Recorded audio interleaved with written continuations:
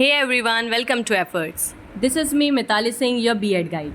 And today again I'm here with another video. तो last कुछ videos में हम लोग B.Ed सेकेंड सेमेस्टर के सारे यूनिट्स कवर कर रहे थे, उसी का ये कंटिन्यूएशन है। आज हम पढ़ने जा रहे हैं edu B.Ed 109 part A fundamentals of inclusive education का यूनिट 4 विजुअली इम्पेयर्ड चिल्ड्रन। इससे पहले वाले वीडियो में मैंने आपको पढ़ाया था मेंटली रिटार्डेड चिल्ड्रन, और मैंने ये भी बताया था कि अब हम मेंटली रिटार्डेशन जैसा कोई वर्ड नहीं यूज़ करते हैं, इसको हमने रिप्लेस कर दिया इंटेलेक्चुअली डिसेबल्ड चिल्ड्रन से। उसी तरह से जो बच्चे अपना एग्ज़ाम हिंदी में देने वाले हैं वो इस बात का ध्यान रखेंगे कि आपको कभी भी अंधा वर्ड यूज़ नहीं करना है, आपको दृष्टिहीन शब्द का इस्तेमाल करना है। सो नाउ लेट्स सी कि हम आज के वीडियो में कौन कौन से टॉपिक्स पढ़ने वाले हैं। और जैसा कि आप सब जानते हैं कि सारे टॉपिक्स मैं आपको इंग्लिश और हिंदी दोनों लैंग्वेजेस में एक्सप्लेन करूंगी। पूरा रिटन कंटेंट भी डुअल लैंग्वेज में होगा ताकि आपको एक आइडिया लग जाए कि एक स्कोरिंग आंसर कैसे लिखना है B.Ed में। तो सबसे पहले तो हम पढ़ेंगे कंसेप्ट एंड क्लासिफिकेशन, यानी विजुअली इम्पेयर्ड चिल्ड्रन को किस तरह से क्लासीफाई किया गया है, उसका कंसेप्ट क्या है, डेफिनेशन क्या है। उसके बाद इटियोलॉजी एंड जनरल कैरेक्टरिस्टिक्स। जिन्होंने पुराना वीडियो नहीं देखा हो तो मैं बता दूँ, इटियोलॉजी का मतलब होता है कॉजेज़, यानी उसके क्या कारण हैं। फिर हम जानेंगे एजुकेशनल प्रोग्राम्स जो विजुअली इम्पेयर्ड चिल्ड्रन के लिए बनाए गए हैं, good counsellor, role of peer group, family and community in education of special need children. इन सब टॉपिक्स को पढ़ना बहुत ज़रूरी है, because to be a teacher in the 21st century it is very important कि आप इंक्लूसिव एजुकेशन के तहत हर तरह के बच्चे के बारे में जानें, चाहे वो विजुअली इम्पेयर्ड हो, चाहे वो इंटेलेक्चुअली चैलेंज्ड हो, स्पेशल नीड वाले चिल्ड्रन हो। सभी को पढ़ाना, सभी के नीड्स के बारे में जानना बहुत ज़रूरी है। तो let us start with the concept of visually impaired children, यानी दृष्टिबाधित बच्चे क्या होते हैं, इसकी अवधारणा को समझ लेते हैं।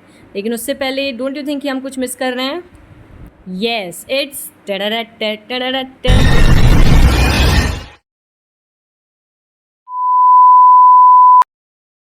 Captain Jack Sparrow.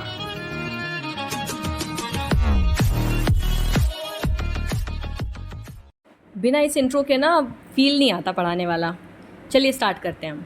Visually impaired children are those whose visual system including the eyes, optic pathways और visual cortex of the brain functions in a way that limits their ability to see clearly even after standard corrections like spectacles, contact lenses, medicine और surgery। आपको नाम से समझ आ रहा होगा कि दृष्टिबाधित बच्चे उन्हें कहा जाता है जिनकी दृश्य प्रणाली, मतलब जो भी चीज़ें देखने के लिए ज़रूरी हैं, चाहे वो उनकी आँखें हों, चाहे जो रेटिना होता है जिस पे इमेज बनती है, जो लेंस है, या फिर ब्रेन तक जाने वाली जो ऑप्टिक नर्व होती है, कोई भी ऐसा अंग अगर उनका डैमेज है या किसी वजह से वो प्रॉपर फंक्शन नहीं कर पा रहा है, जिसके कारण बच्चे को क्लियरली देखने में दिक्कत होती है, या तो वो पूरी तरह से नहीं देख पाता है या जो भी दिखता है उसे धुंधला दिखता है। और इस तरह की प्रॉब्लम्स इवन कॉन्टैक्ट लेंस लगाने से, किसी तरह की दवा या सर्जरी से भी ठीक नहीं होती, तो हम कहते हैं कि वो बच्चा विजुअली इम्पेयर्ड है, यानी दृष्टिबाधित है। चलिए इसकी एक प्रॉपर डेफिनेशन देख लेते हैं। Visually impaired children are those whose vision loss ranging from partial sight to total blindness significantly impacts their development, learning and daily activities even when corrected with eye glasses और medication. दृष्टिबाधित बच्चे वो होते हैं जिनके दृष्टि में किसी भी तरह की हानि होने की वजह से उनके विकास, सीखने या फिर उनके रोज़मर्रा के काम करने पर प्रभाव पड़ता है। जैसे एक तो नॉर्मली जिनका विजन लो होता है, उन बच्चों को तो आप चश्मा लगा दीजिए, वो अपने सारे कामों को नॉर्मली कर सकते हैं। बट विजुअली इम्पेयर्ड बच्चों के केस में ऐसा नहीं होता।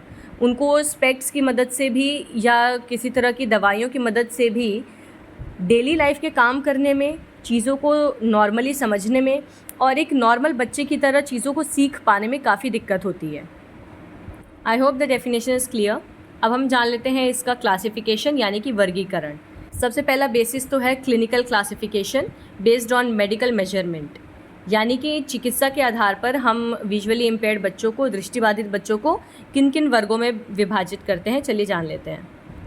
सो मेडिकल टर्म्स के आधार पर सबसे पहले तो होता है low vision, partially sighted, visual acuity between 20/70 and 2200 in the better eye with correction. Children can see large print and shapes using magnifiers और ब्राइट लाइटिंग। कम दृष्टि या फिर आंशिक रूप से दृष्टि दोष का मतलब होता है, इसमें बच्चों का जो विजन है वो 20/70 या 2200 के बीच में होता है। अब आप पहले तो ये समझिए 2070 और 2200 क्या है। 20 का मतलब है कि the person can see things up to 20 feet what others can see up to 70 feet. मतलब एक नॉर्मल इंसान को जो चीज़ 70 फीट की दूरी पे से भी दिख रही है, वो चीज़ उस पर्टिकुलर बच्चे को जो विजुअली इम्पेयर्ड है उसे 20 फीट से दिख रही है। And same goes with the 20 and 200। तो इनका विजन इतना होता है और ये बच्चे मैग्नीफायर वाले चश्मों से या फिर बहुत ही ब्राइट लाइट में, चमकदार रोशनी में चीज़ों को हल्का फुल्का देख पाते हैं। Then we have legally blind, visual acuity of 2200 और लेस और a visual field restricted to 20 degrees और less, used primarily to qualify for government and institutional support. कानूनी रूप से दृष्टिहीन होने का मतलब ये है कि इसमें जो साइटेडनेस है यानी दृष्टि है बच्चे की, वो 2200 से भी कम होती है और ये वो कैटेगरी है जिसको गवर्नमेंट भी लीगली मदद के लायक मानती है। यानी इस कैटेगरी में अगर वो बच्चा है तो उसको विजुअली इम्पेयर्ड माना जाएगा और उसको एक स्पेशल एड देने की ज़रूरत है। Totally blind, complete lack of light perception, the child cannot use sight for any task. ये पूर्णतः दृष्टिहीन वो बच्चे होते हैं जो कि किसी भी एड की मदद से, किसी भी मैग्नीफायर से, ब्राइट लाइट में भी थोड़ा भी नहीं देख पाते हैं। मतलब ये कम्प्लीटली ब्लाइंड होते हैं, दृष्टिहीन होते हैं पूरी तरह से। क्लिनिकल या मेडिकल क्लासिफिकेशन के बाद है educational classification based on learning medium, यानी शैक्षिक वर्गीकरण सीखने के माध्यम के आधार पर। Low vision learners can use print as their primary learning medium when supported by visual adaptations, large fonts, high contrast materials, preferential seating। अब देखिए, कम दृष्टि वाले शिक्षार्थी उन बच्चों को कहा जाता है जिन्हें एजुकेशन सिस्टम में थोड़े बहुत चेंजेस करने के बाद चीज़ें पढ़ाई या सिखाई जा सकती हैं। जैसे कि मान लीजिए हम टेक्स्ट बुक्स में बड़े बड़े फॉन्ट यूज़ करें, यानी कि शब्दों का आकार थोड़ा बड़ा हो ताकि बच्चे उसे आसानी से देख पाएँ या समझ पाएँ। इसके अलावा बच्चों के बैठने की व्यवस्था, यानी बोर्ड के काफ़ी पास उन्हें बिठाया जाए जिससे वो बोर्ड पे लिखी गई चीज़ें समझ पाएँ और काफ़ी ब्राइट या कंट्रास्ट कलर्स के ऑब्जेक्ट्स यूज़ करके उन्हें समझाया जाए।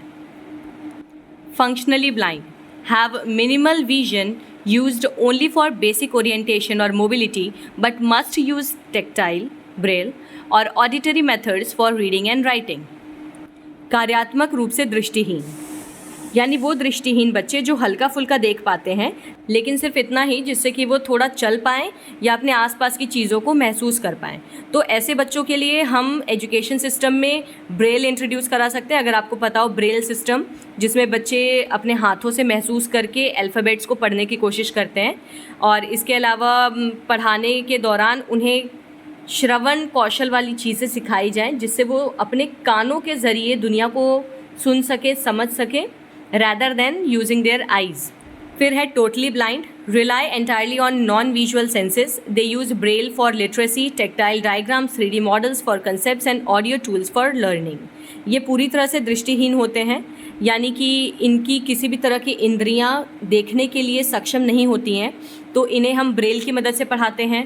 3D ऑब्जेक्ट से टच करा के ये दुनिया के बारे में समझाने की कोशिश करते हैं कि इसे बॉटल कहा जाता है, इसे दरवाज़ा कहा जाता है और उनके आसपास की चीज़ों को समझने के लिए हम ऑडियोज़ का यूज़ करते हैं ताकि वो आवाज़ पे ध्यान केंद्रित करते हुए सभी चीज़ों को समझ पाएँ। नेक्स्ट क्लासिफिकेशन है एज ऑनसेट, शुरुआत की उम्र। Congenital, blind from birth, has no visual memory, requiring entirely tactile and auditory conceptual frameworks।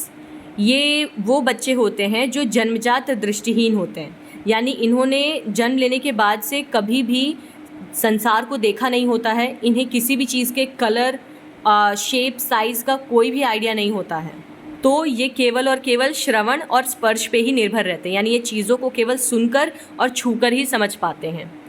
Adventitious, blinded later in childhood, retains a backlog of visual memory that helps them understand descriptions of shapes, colors and space।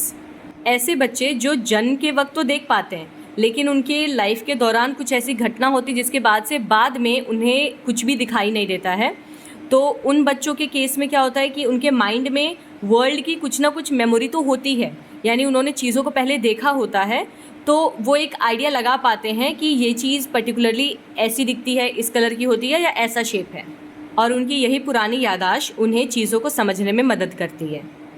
तो ये थी 3 classification. Now let us understand aetiology, यानी कि वो कारण जिनकी वजह से दृष्टिहीनता हो जाती है। Visual impairment is either congenital present at birth और एडवेंटिशियस एक्वायर्ड लेटर। दृश्य हानि या तो जन्मजात होती है, यानी जन्म के समय से ही मौजूद हो, या फिर आकस्मिक होती है, यानी जन्म के बाद कहीं से किसी घटना की वजह से हो जाती है। एडवेंटिशियस का मतलब होता है आकस्मिक।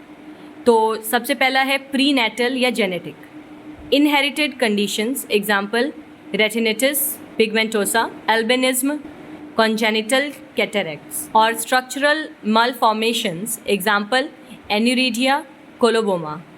प्री नेटल का आपको मतलब पता होगा, मैंने पिछले वीडियो में बताया था और कई बार पहले भी बता चुकी हूँ, स्टिल फिर से बता दे रही हूँ। प्री नेटल मीन्स होता है जन्म से पहले, यानी गर्भावस्था के दौरान। तो प्रसव पूर्व या आनुवंशिक कारण कौन से होते हैं? वंशानुगत स्थितियाँ, यानी कि कई ऐसी केसेस होते हैं जिसमें कि अगर फैमिली में ये बीमारी रही हो, कोई दिक्कत हो बॉडी के अंदर जिसकी वजह से ब्रेन सेल्स विजन डेवलप ना कर पा रहे हों, तो ऐसे केसेस में बच्चे को जन्म से पहले ही दृष्टिहीनता मिलती है, तो वो तो हो जाता है जेनेटिक्स रीज़न। फिर आता है पेरीनेटल, अराउंड बर्थ, प्रसवकालीन या जन्म के आसपास। Retinopathy of prematurity, ROP, abnormal retinal blood vessel growth in premature infants due to high oxygen therapy. ROP एक ऐसी कंडीशन को कहते हैं जिसमें जो प्री मैच्योर बच्चे हैं, यानी जो 9 महीने से पहले ही पैदा हो जा रहे हैं, उनके केस में अगर ऑक्सीजन बहुत ज़्यादा अमाउंट में उनके ब्रेन सेल्स में चली जाती है तो उसकी वजह से बच्चे को ब्लाइंडनेस हो जाती है। फिर है cortical visual impairment, CVI, damage to the brain's visual pathways caused by oxygen deprivation during birth. अब ये CVI क्या होता है? ये एक ऐसी कंडीशन है जिसमें जन्म के दौरान अगर बच्चे के मस्तिष्क में किसी तरह से ऑक्सीजन की कमी हो जा रही है तो बच्चे के आँखों के सेल्स पे असर पड़ता है और वो विजुअली इम्पेयर्ड हो जाता है। Then we have postnatal और acquired infections, meningitis, measles, physical trauma, eye injuries, childhood tumours, retinoblastoma और सेवर विटामिन A डेफिशिएंसी। प्रसवोत्तर, यानी कि जन्म लेने के बाद बच्चे के लेटर चाइल्डहुड में, यानी अब वो बच्चा नॉर्मली पैदा हो गया, उसको डिलीवरी के टाइम भी कोई दिक्कत नहीं हुई, बट लेटर ऑन अगर उसको विटामिन A की डेफिशिएंसी हो जा रही है या बचपन में किसी तरह की चोट उसे लग जा रही है आँख के पास या आँख की नसों में, तो उस केस में बच्चा ब्लाइंड हो सकता है। चलिए अब हम जान लेते हैं कि हम पता कैसे लगाएंगे कि बच्चा विजुअली इम्पेयर्ड है, उसकी क्या कैरेक्टरिस्टिक्स होती है, यानी सामान्य विशेषताएं। A visual impairment does not affect inherent intelligence but it deeply altars how a child gathers information and interacts with the environment. अब ऐसा नहीं है कि कोई बच्चा अगर विजुअली चैलेंज्ड है तो वो मानसिक रूप से कमज़ोर होगा, बिल्कुल नहीं। बस उसे चीज़ों को नॉर्मली समझने में थोड़ी सी दिक्कत होती है, जैसा कि बाकी बच्चे आसानी से चीज़ों को देखकर पहचान या समझ पाते हैं, वो बच्चा नहीं कर सकता, बट इट डजंट मीन कि वो इंटेलेक्चुअली भी कमज़ोर होगा।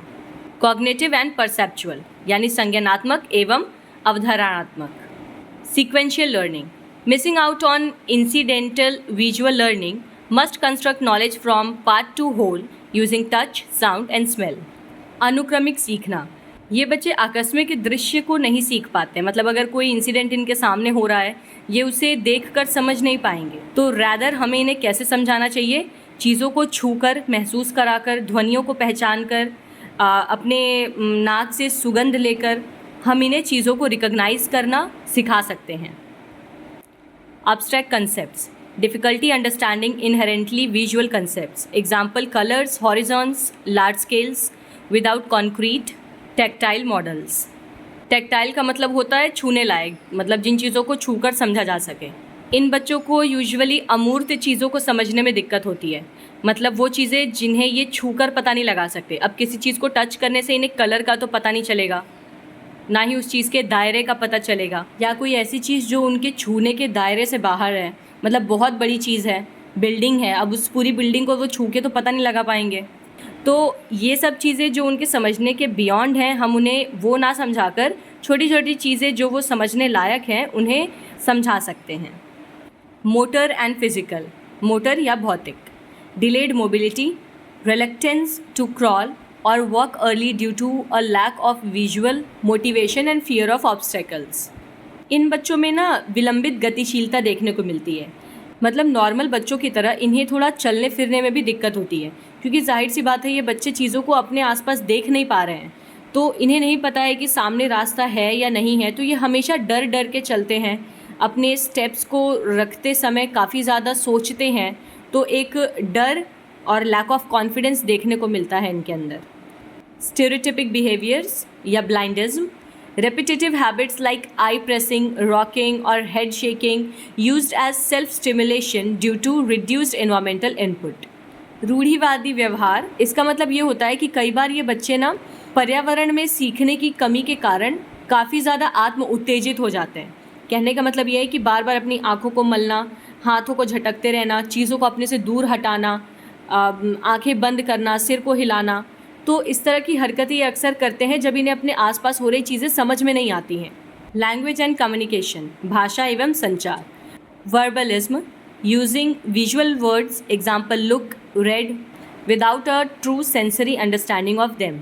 ये बच्चे कई बार चीज़ों को समझे बिना अलग अलग तरह के शब्दों का इस्तेमाल करते रहते हैं, मतलब जिनका सिनारियो से कोई लेना देना नहीं है, बट डर के मारे कई बार ये देखो या लाल रंग या कुछ भी ऐसे रैंडम चीज़ें बोलने लगते हैं।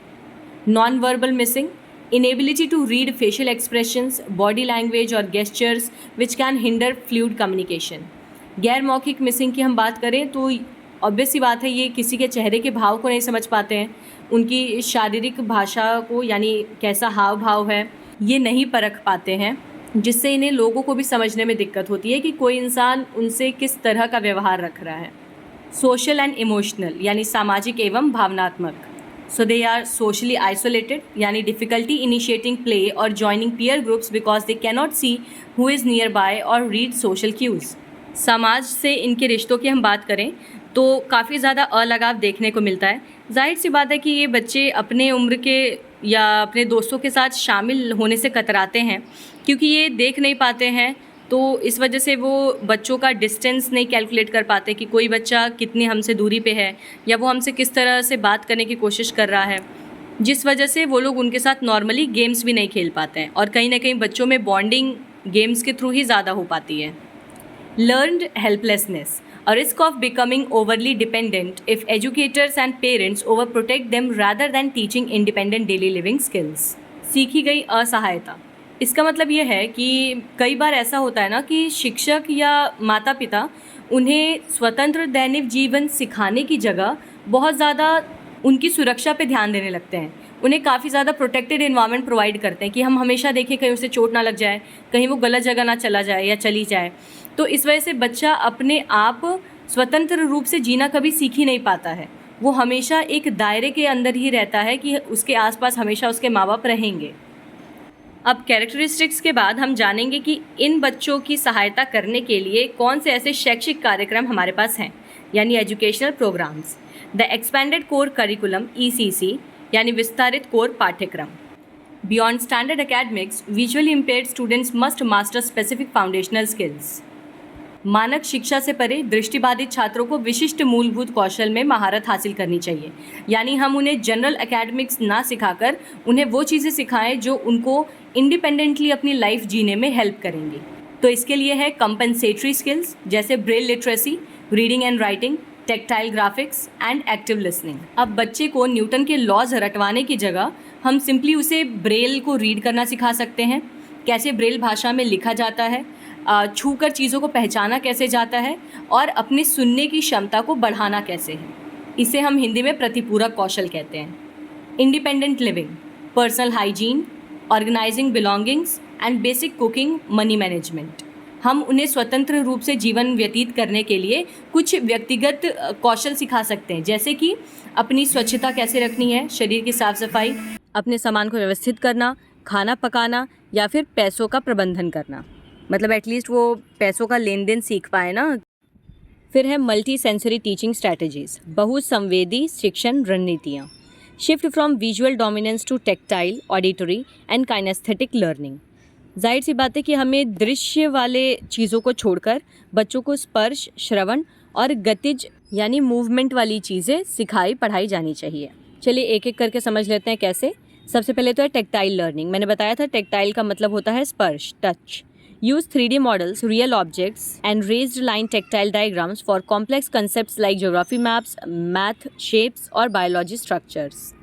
अब जो ज्योग्राफी में फिजियोग्राफी होती है उसे समझाने के लिए, मैथ्स में शेप से समझाने के लिए हम अलग अलग ऑब्जेक्ट्स का यूज़ कर सकते हैं। रेज्ड डायग्राम्स यानी उभरे हुए डायग्राम्स का इस्तेमाल कर सकते हैं ताकि बच्चे उन्हें छूकर चीज़ों को समझ सकें, अपने दिमाग में एक इमेज बना सकें। Experiential learning incorporate hands on science experiments, audio books and texture based story telling.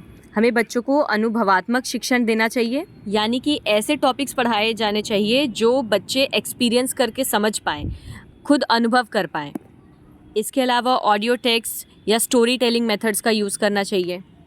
अब आ जाते हैं इवैल्यूएशन एंड इकोसिस्टम अडेप्टेशंस पे, मूल्यांकन एवं पारिस्थितिकी तंत्र अनुकूलन। Flexible testing provide assessments via braille, large print or accessible digital formats, allow neutral scribes, oral examinations and compensatory extra time। अब इन बच्चों का आकलन हमें या परीक्षण बहुत ही लचीले ढंग से करना चाहिए। मतलब हम उन्हें बड़े प्रिंट वाले टेक्स्ट प्रोवाइड करें। उन्हें अगर स्क्राइब की ज़रूरत है, स्क्राइब आप समझते हैं, स्क्राइब उस इंसान को कहा जाता है जो उन बच्चों के बिहाफ पे आंसर्स को लिखता है। बोर्ड पे क्वेश्चंस नोट डाउन करने की जगह उनके ओरल टेस्ट होने चाहिए ताकि हम बच्चों के समझ का आकलन कर सकें। फिर है सेंसिटाइजेशन। देखिए सैनिटाइजेशन और सेंसिटाइजेशन दोनों अलग अलग चीज़ें होती हैं। सेंसिटाइज करने का मतलब होता है to make people aware of, लोगों को उस चीज़ के बारे में जागरूक करना। Conduct regular training for general staff on inclusive teaching and run awareness workshops for sighted peers to build a supportive collaborative school environment. I hope you know inclusive education या इंक्लूसिव क्लासरूम का क्या मतलब है। It basically means कि एक ऐसा classroom जिसमें हर तरह के बच्चे को आप वेलकम करते हैं, भले ही वो बच्चा अपने बाकी क्लासमेट्स से कितना ही अलग हो। तो हमें रेगुलर बेसिस पे वर्कशॉप्स करनी चाहिए जिसमें कि हम टीचर्स को जो भी उस क्लास में पढ़ाने वाले हैं या उस क्लास में बैठने वाले बच्चों को ये सिखा सकें, ये समझा सकें कि अगर कोई विजुअली इम्पेयर्ड, कोई इंटेलेक्चुअली डिसेबल्ड बच्चा है और आपको उसके साथ किस तरह से सहानुभूति रखनी है, समानुभूति रखनी है, उसकी तरह महसूस करने की कोशिश करनी है और उसका ध्यान रखना है। उसकी ऐसी कंडीशन का मजाक उड़ाने की या उसे नीचा दिखाने की कोशिश नहीं करनी है। अब अगला टॉपिक है गुड काउंसलर यानी अच्छे परामर्शदाता। A great counsellor for visually impaired children goes beyond standard therapy to build a child's special confidence, independence and social resilience. दृष्टिबाधित बच्चों के लिए अगर आप एक महान परामर्शदाता बनना चाहते हैं तो इसके लिए बहुत ज़रूरी है कि आप उस बच्चे के अंदर आत्मविश्वास, स्वतंत्रता और सामाजिक लचीलेपन का निर्माण कर पाएँ, क्योंकि इन तीनों चीज़ों की कमी बच्चे में होती है। वो समाज में घुलने मिलने से डरता है, वो स्वतंत्र रहने से डरता है और उसके अंदर आत्मविश्वास भी नहीं होता, और ये सभी चीज़ें उसके अंदर लाना चिकित्सा से परे होता है। तो चलिए जानते हैं आप एक अच्छे परामर्शदाता कैसे बन सकते हैं। O&M integration understands orientation and mobility, जिसको O&M कहा जाता है, to help the child connect spatial navigation with psychological confidence. आप बच्चे को ये समझाइए कि वो मनोवैज्ञानिक आत्मविश्वास को स्थानीय नेविगेशन से कैसे जोड़ सकता है, यानी वो अपने आसपास की चीज़ों को महसूस करके समझे कि उसके आसपास की दुनिया कैसी है। इसके साथ ही वो अपने अंदर ये आत्मविश्वास ले आए कि वो बिना किसी के सहारे के भी इस दुनिया में अकेले चल सकता है, वो इतना स्वतंत्र है। केवल उसको अपने दिमाग पे फोकस करने की ज़रूरत है, अपने सेंसेस को, मतलब जो बाकी सेंसेस हैं उसे यूज़ करने की ज़रूरत है। Tech and tactile literacy, familiar with braille, screen readers and tactile tools to align emotional growth with practical learning। आप बच्चे को अलग अलग तरह की तकनीक के बारे में सिखाइए। मतलब ऐसा नहीं है कि अगर वो देख नहीं सकता तो वो किसी भी चीज़ को पढ़ या समझ नहीं सकता। आप ब्रेल की मदद से, ऑडियोज़ की मदद से बच्चे को सभी चीज़ें आसानी से समझा या पढ़ा सकते हैं। Family centric approach counsels parents to avoid over protection and foster independence at home. यहाँ तक कि माता पिता को भी परामर्श देना चाहिए कि वो बच्चे को बहुत ज़्यादा अपने नियंत्रण में ना रखें, उसे थोड़ी छूट दें ताकि वो अपना काम खुद से करने लायक हो पाए। Active learning focus emphasizes sensory rich experiential growth rather than focusing on limitations. बच्चे को आप ऐसा शिक्षण दीजिए जो उसको बार बार उसकी कमियां याद ना दिलाए, बल्कि उसका फोकस इस बात पे ज़्यादा हो कि उस कमी के अलावा उसके अंदर और कौन कौन सी खूबियां हैं जिनका इस्तेमाल वो कर सकता है अपने जीवन में कामयाब होने के लिए. और लास्ट टॉपिक है हमारा role of peer group, family and community in education of special need children. Very important topic, इस पूरे यूनिट का सबसे इंपॉर्टेंट टॉपिक है ये, और सबसे आसान भी. Here is a condensed overview of how these 3 pillars drive inclusive education. यानी अब हम इस बात पे ध्यान देंगे कि किस तरह से पीयर ग्रुप यानी बच्चों के साथ उनके हम उम्र के बच्चे, उनका परिवार और हमारा समाज, ये सभी मिलकर कैसे इन बच्चों को आगे बढ़ने में मदद कर सकते हैं, इनके लिए एक स्तंभ की तरह काम करते हैं. Let's talk about the family first, जो कि फाउंडेशन है. Early intervention. Parents are the first to identify delays and initiate early therapy which is critical for long term learning. परिवार को आधार इसलिए कहा जा रहा है क्योंकि माता पिता या परिवार के लोग ही वो सबसे पहले होते हैं जो बच्चे के अंदर इस तरह की कमी को पहचान पाते हैं, जो कि उनकी प्रारंभिक शिक्षा के लिए बहुत ही ज़रूरी है. अगर आपने बच्चे को बहुत ही शुरुआती दिनों में परख लिया कि उसको देखने में दिक्कत हो रही है और वो दिक्कत कितनी ज़्यादा बड़ी है, तो उसको कई हद तक इस्तेमाल किया जा सकता है बच्चे की ज़िंदगी को आसान बनाने के लिए. Home reinforcement. They translate classroom concepts into daily life skills, speech practice and behavioral routines. Even बच्चे को जो स्कूल में चीज़ें पढ़ाई गई हैं, समझाई गई हैं, पेरेंट्स उसे रेगुलर बेसिस पे रिपीट करा सकते हैं ताकि वो अपनी हैबिट्स में उन चीज़ों को इनकलकेट कर पाए, यानी उन्हें सीख पाए. Emotional anchor. Unconditional acceptance at home builds the self-esteem and resilience a child needs to face external challenges. बाहरी दुनिया का सामना करने के लिए सबसे ज़्यादा हिम्मत बच्चे को उसके परिवार से ही मिल सकती है. परिवार उसे ये एहसास दिलाता है कि दुनिया में कोई है जो तुम्हें तुम्हारी हर एक कमी के बावजूद सबसे ज़्यादा प्यार करता है, जो तुम्हें अपनाता है.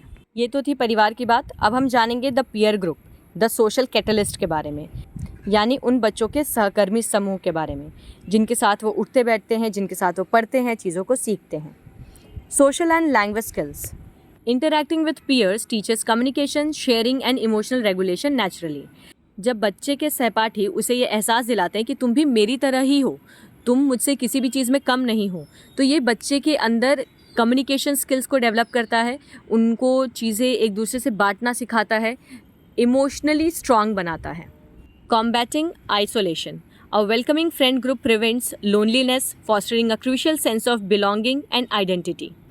अगर आपको जनरल कैरेक्टरिस्टिक्स याद हो तो मैंने बताया था ना कि इस तरह के बच्चे हमेशा अकेलापन ढूंढते हैं, ये लोगों से कटे कटे से रहते हैं. तो अगर कोई ऐसा ग्रुप उसे मिल जाए जो उसे बिल्कुल अपनापन सा महसूस कराता हो, तो ऐसे में बच्चे को खुद की पहचान ढूंढने में और अपने अंदर आत्मविश्वास जगाने में बहुत ज़्यादा मदद मिलती है.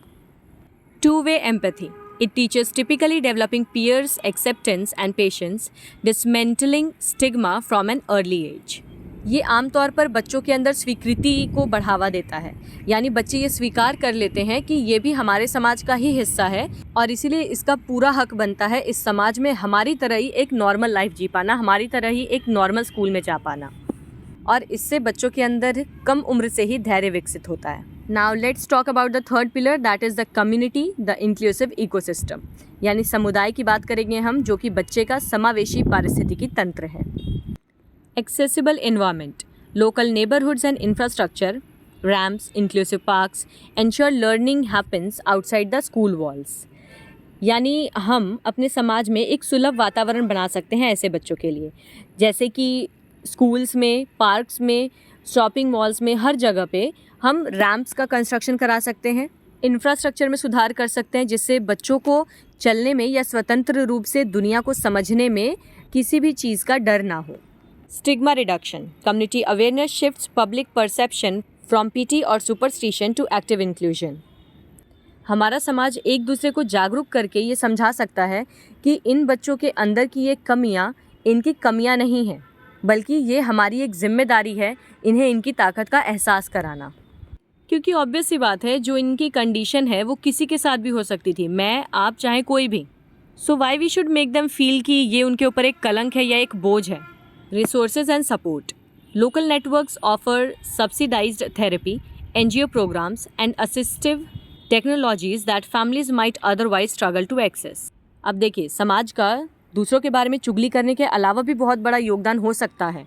मतलब कोई ऐसा इंफ्रास्ट्रक्चर, कोई ऐसा रिसोर्स जो बच्चे के परिवार वाले नहीं खरीद पा रहे हैं गरीबी की वजह से या किसी भी कारण से, समाज चाहे तो मिलकर कंट्रीब्यूशन के थ्रू उस बच्चे के लिए वो चीज़ें परचेज़ करवा सकता है. जैसे अगर रैंप का एग्जांपल लें, वो परिवार वाले तो हर जगह रैंप नहीं बनवा सकते ना अपने बच्चे को ले जाने के लिए या स्मूथली फंक्शन करने के लिए, बट कम्युनिटी चाहे तो गवर्नमेंट से अपील करके ये कंस्ट्रक्शन आसानी से करा सकती है. और ध्यान दीजिएगा, कम्युनिटी से यहाँ मतलब कोई संस्था से नहीं है. कम्युनिटी मतलब मैं, आप और हमारे जैसा ही समाज. In short, the family prepares the child, the peer group socialises them and the community builds the accessible world they deserve to grow up in. अगर हम संक्षेप में कहें, यानी एक कंक्लूजन बताएं इन सब चीज़ों का, तो परिवार जो होता है वो बच्चे को दुनिया का सामना करने के लिए तैयार करता है. उसके सहकर्मी समूह यानी जो उसके दोस्त हैं वो उसका समाजीकरण कराते हैं, यानी उसे लोगों से मिलना जुलना, हंसना खेलना सिखाते हैं. और जो समुदाय है वो दुनिया को उसके लिए सुलभ बनाता है, ऐसी चीज़ों का निर्माण कराता है जिसमें वो बच्चा बिना किसी डर के जी सके. और हम सब अगर अपनी अपनी जिम्मेदारी पूरी ईमानदारी से निभाते हैं तो शायद बहुत से बच्चों की ज़िंदगी बहुत आसान हो जाएगी. So that is it for today. I hope you have understood the unit completely. और अगर कोई डाउट हो तो please let me know in the comments. And thank you so much. मिलते हैं अब अगले वीडियो में. Till then take care and bye bye.